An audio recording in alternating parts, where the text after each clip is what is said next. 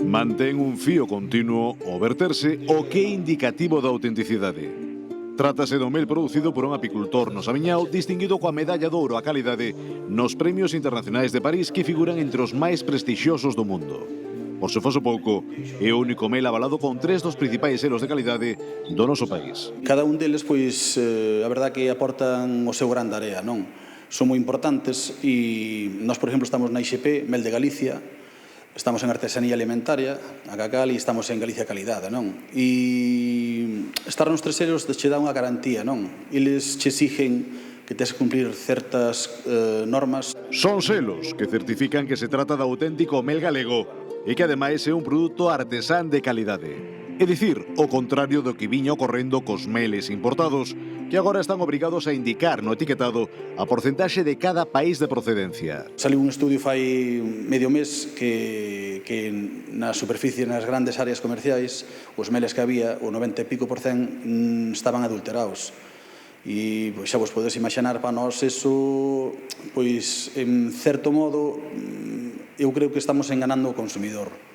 E sempre animamos, por lo menos, que o consumidor tamén sepa o que hai, que o etiquetaxe sea correcto e a nós que nos valoren, porque nós, encima, cos consellos de calidad que temos hoxe en día, o consumidor final ten que valorar eso. Esta modificación da lei, destinada a protexer o sector fronte ás importacións, era unha bella reivindicación dos apicultores. Pois así non se engaña o consumidor.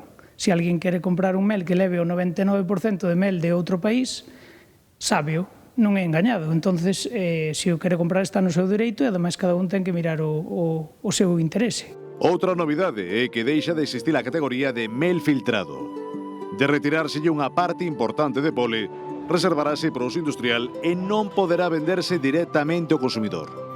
Trátase así de garantir a trazabilidade do produto, algo que no caso do mel de Galicia ou do ecolóxico non é preciso, posto que o selo xa certifica a procedencia do noso país. Se compra un produto que teña tanto no Consello do Regulador de Mel de Galicia como o do sello do CRAEGA, no meu caso que estou en apicultura ecolóxica, pois cada un ten que valorar o tipo de produto que está comprando, a calidad que compra.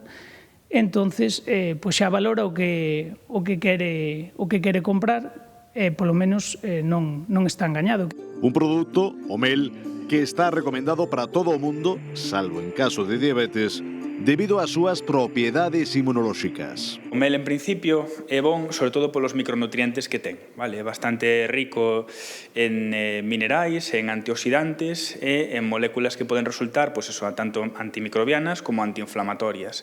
Ten restos de pole, ten restos de pequenas colmeas, ben menos filtrada neste caso, e iso ten potenciais beneficios, como digo, entre outras cuestións, para o sistema inmunolóxico. ¿No? Entón, iso por un lado. Por outro lado, tamén, digamos, ten un balance máis equilibrado entre glucosa e fructosa e ten un sabor característico que depende, sobre todo, do tipo de flor, coa que, digamos, de pole de flor, coa que se faga esa mel. Por iso hai tantas variedades e tamén podemos xogar a unha trazabilidade, ¿no? Con esas, digamos, con esas flores, cousa que, digamos, coa mel de fora é difícil de seguir, ¿no? Ademais, hai unha regulación bastante importante en materia de pesticidas e demais, custa que, pois, coa mel de fora, digamos, é máis difícil de asegurar ou de perseguir, entonces realmente é un factor importante para o que ven sendo os efectos da mel sobre a saúde. Iso sí, compre que o produto consumido sexa auténtico e non unha mestura con xarope, algo que garanten selos como do CRAEGA ou da IXP Mel de Galicia.